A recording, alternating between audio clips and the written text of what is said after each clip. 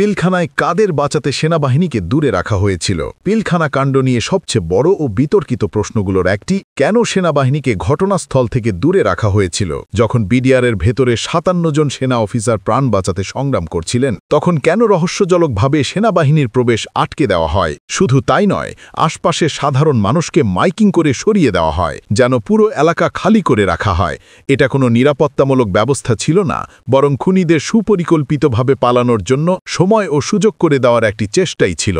একটি সামরিক বাহিনী সংকটময় মুহূর্তে কেন নিজেদের বাহিনীকেই উদ্ধার কাজে অনুমতি দেওয়া হলো না? BDR DG major general Shakil Ahmed নিজে এবং কর্নেল গুলজার সেনাপ্রধান ও প্রধানমন্ত্রীকে জানিয়ে মাত্র ১ প্ল্যাটুন সেনা পাঠানোর অনুরোধ করেছিলেন, তবুও কোনো পদক্ষেপ নেওয়া হয়নি।